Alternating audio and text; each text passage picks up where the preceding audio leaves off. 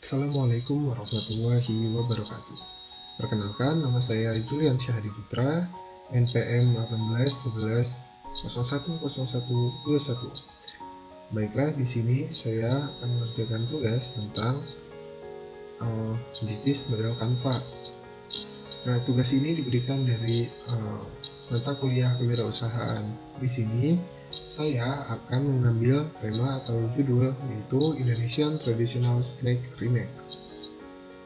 Latar belakang saya mengambil ini di zaman modern saat ini bukan hanya teknologi saja yang berkembang, tetapi banyak makanan juga berkembang dan beralih. Banyak dari kita yang tidak ingin memakan cemilan tradisional Indonesia. Nah, di sini saya berpikir apa yang terjadi jika cemilan tradisional berubah bentuknya menjadi lebih menarik dan kekinian yang mengikuti tren zaman sekarang supaya menarik para customer atau pembeli yang ingin bernostalgia dengan rasanya namun bosan dengan tampilannya, karena yang akan pembeli lihat itu pertama itu tampilannya. Nah, selanjutnya bisnis model Canva sendiri dibagi menjadi 9 bagian. Yang pertama, segmentasi pasar. Yang kedua, value proposition. Yang ketiga, channels. Yang keempat, customer relations. Yang kelima, revenue streams. Yang keenam, key resources. Yang ketujuh, key activities.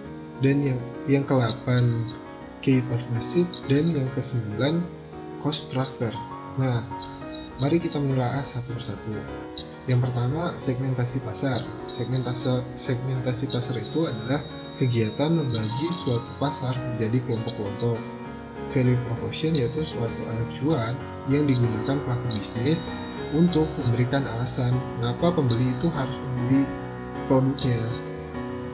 Yang ketiga, channels merupakan cara yang Anda gunakan dalam menyampaikan value proposition bisnis Anda kepada konsumen secara tepat. Customer relation itu seberapa dekat nih kita akan melayani pelanggan.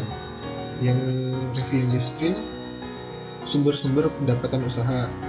Nah, di sini nggak hanya dengan menjual produk, tapi dengan usaha-usaha lain. Maksudnya seperti itu. Key resources, berbagai sumber daya penting perusahaan dan menjadi penentu bagi keberlangsungan dan keberhasilan perusahaan. Key activity, aktivitas apa saja nih yang utama dalam bisnis Anda itu dimasukkan ke key activity. Nah, key partnership, pihak yang kita ajak kerjasama dengan bertujuan menyokong sumber daya, meningkatkan kinerja, dan mengurangi risiko dalam kesalahan. Cost structure, yaitu keseluruhan biaya yang harus dikeluarkan perusahaan menjalankan model-model tertentu. Nah, yang bagian terakhir juga termasuk yang paling penting. Oke, yang pertama, nah di sini segmentasi pasar dengan tema saya yang tadi yaitu Indonesian Traditional Food Remix. Nah, atau dalam bahasa Indonesianya cemilan tradisional Indonesia. Yang sudah diubah bentuknya yang menjadi lebih kekinian. Nah, geografinya itu untuk masyarakat desa, kota maupun mancanegara. Nah, jadi kalau misalnya sudah punya modal yang cukup banyak, kami akan memasarkan ke daerah, kota ataupun mancanegara jika mampu. Nah, untuk demografinya sendiri yaitu bisa dari usia anak-anak atau masih kecil umur 2 tahun hingga 60 tahun ke atas dengan semua kalangan ekonomi. Nah, untuk segmentasi pasarnya ya tentu pasar industri makanan. Sedangkan psikografinya, produk ini ditujukan kepada orang-orang yang rindu cemilan khas daerah Indonesia. Nah, di sini akan dibuatkan khusus untuk daerah masing-masing cemilan. Misalnya ada kue putu, ada kue yang lain-lain yang khas dari daerah mereka masing-masing. Untuk behavior atau moto atau slogannya yaitu cemilan rasa kenangan, karena cemilan ini membangkitkan rasa kenangan yang hilang. Oke, selanjutnya value proposition. Nah, value proposition ini yang pertama menjual beberapa kumpulan kue tradisional yang tersusun bagus, lezat, yang membuat masyarakat rindu kue tradisional. Yang kedua, jika dalam pembelian terdapat kue yang rusak, akan diganti yang baru. Nah, jika dalam value proposition ini kita harus memberikan apa supaya pembeli itu mau membeli produk kita. Nah, yang ketiga, dalam hal pelayanan akan memberikan pelanggan kenyamanan dalam hal pembelian, dan jika pelanggan ingin makan langsung maka akan disediakan meja. Nah, ini akan menjadi salah satu nilai lebih dalam penjualan, karena menurut saya kenyamanan pelanggan dalam membeli adalah salah satu prioritas utama. Nah, salah satu yang membuat pelanggan membeli di tempat itu bukan hanya karena rasa atau desain makanan, tetapi kenyamanan kita dalam melayani pelanggan tersebut. Channels. Nah, di channels ini kita tuh harus melakukan evaluasi produk pada jasa perusahaan. Nah, melakukan evaluasi ini biasanya bisa digunakan di sosial media untuk ditanyakan beberapa kuesioner, atau bagaimana cara mengevaluasi kinerja karyawan-karyawan kita ditentukan oleh pelanggan yang biasanya atau yang beli di toko kita. Nah, yang kedua, mengiklankannya dan meningkatkan kualitas agar pelanggan merasa puas. Nah, penting juga mengiklankannya karena semakin luas orang tahu, maka semakin banyak orang yang akan datang ke toko kita. Yang ketiga, yaitu berikan ekstra yang membuat pelanggan betah. Contoh, pelanggan tetap akan diberikan diskon. Nah, di bagian sini pelanggan akan ada yang mana pelanggan tetap atau yang ekstra, pelanggan ekstra atau kartu VIP yang digunakan oleh pelanggan biasanya akan mendapatkan nilai lebih. Contoh, tempat khusus yang akan disediakan, yang di mana di dalam tempat khusus itu akan terdiri ada TV, AC, dan lain sebagainya. Selanjutnya, customer relation. Nah, untuk mendekatkan diri kepada pembeli, ada beberapa hal yang perlu kita perhatikan atau kita berikan kepada pelanggan. Nah, yang pertama, kalau di sini saya memberikan yang pertama, mengadakan lomba bulanan untuk membuat kue tradisional yang menarik dengan bahan-bahan yang sudah disiapkan, karena ini akan membuat para pelanggan itu semakin dekat dengan perusahaan kita. Nah, ya, pelanggan bisa bergabung langsung di tempat atau bisa lewat online dengan mengirimkan video, dan pemenang akan diberikan hadiah menarik. Nah, dari situ saja kita sudah melihat keakraban dan keaktifan pelanggan untuk bergabung di lomba yang diadakan oleh perusahaan kita, di mana apakah antusias mereka dalam bergabung itu akan tinggi. Ini tergantung dari kedekatan pelanggan dengan perusahaan. Yang kedua, mengadakan giveaway untuk pelanggan membership bulanan. Nah, di sini pelanggan membership bulanan ini seperti VIP tadi.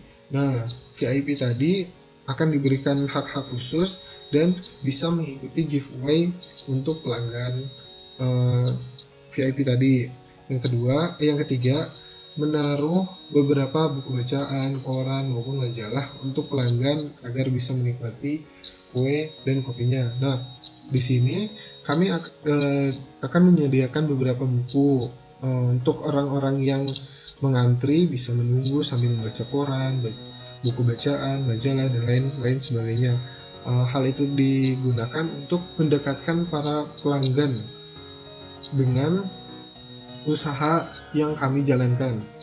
Oke, selanjutnya revenue stream. Nah, revenue stream ini usaha apa aja yang bakal menghasilkan kecuali yang lain kecuali dari usaha utama kita.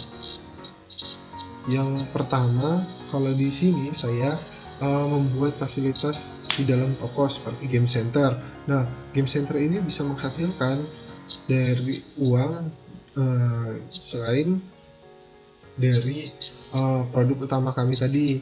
Nah, di sini game center akan ditaruh di lantai 2 atau di tempat lainnya. Yang kedua, membuka lahan parkir yang bisa menghasilkan, tentu kan.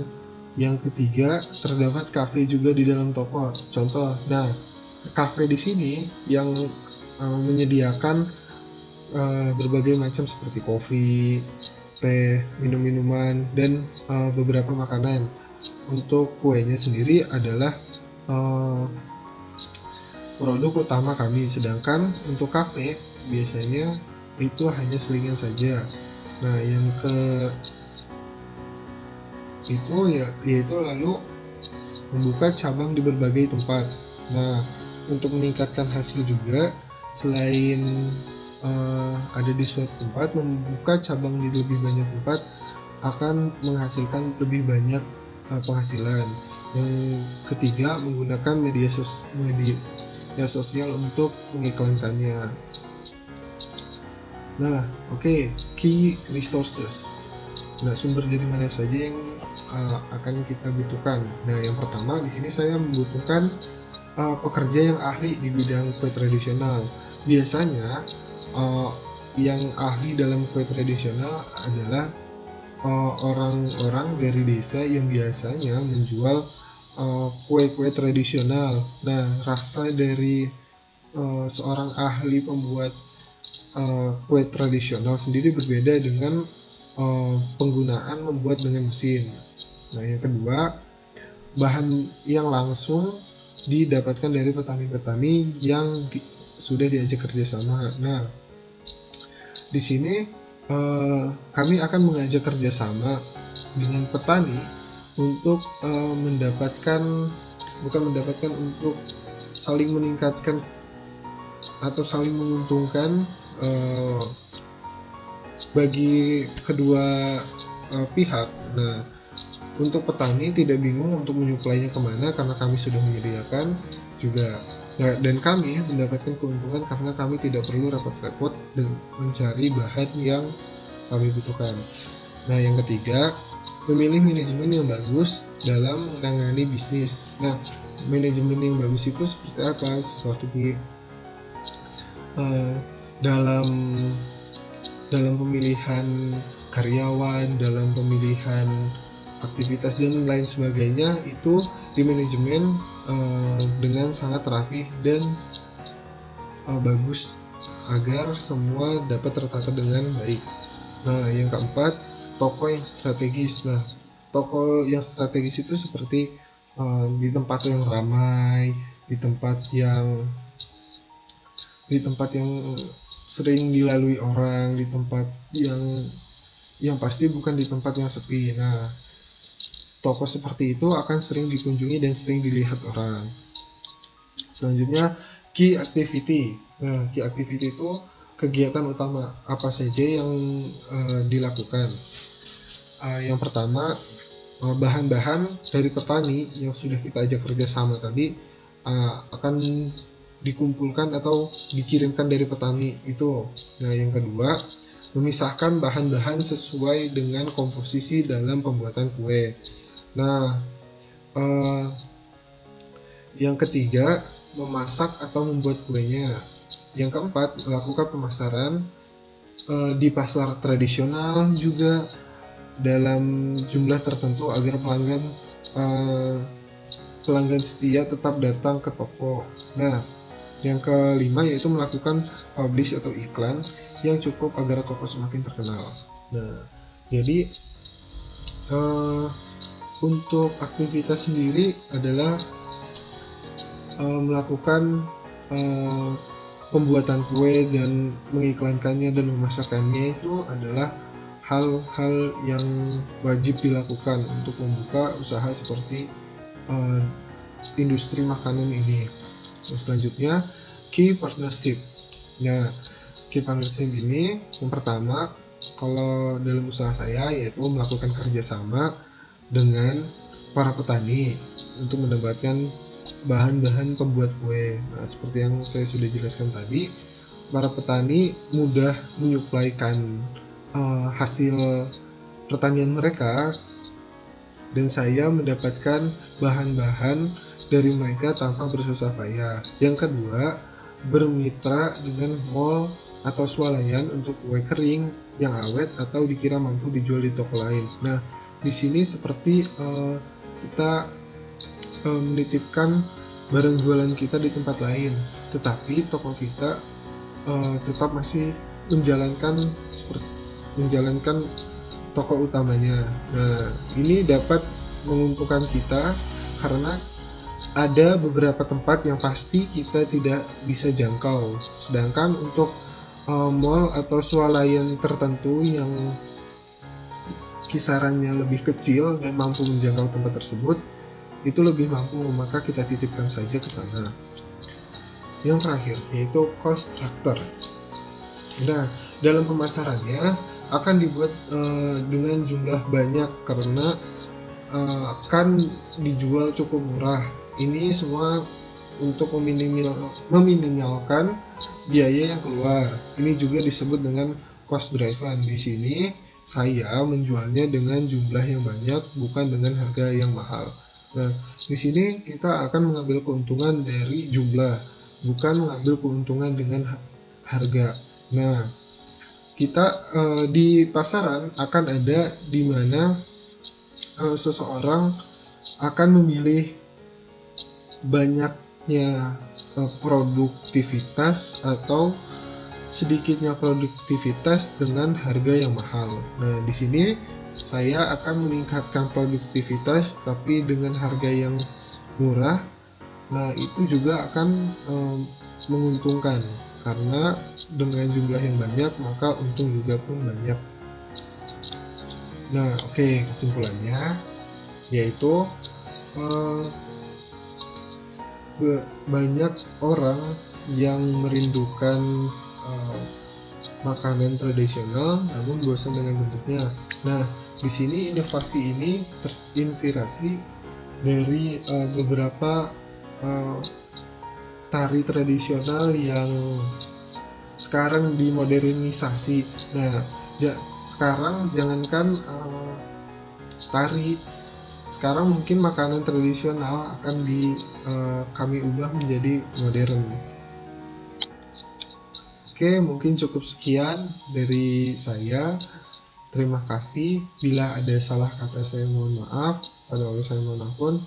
Assalamualaikum warahmatullahi wabarakatuh.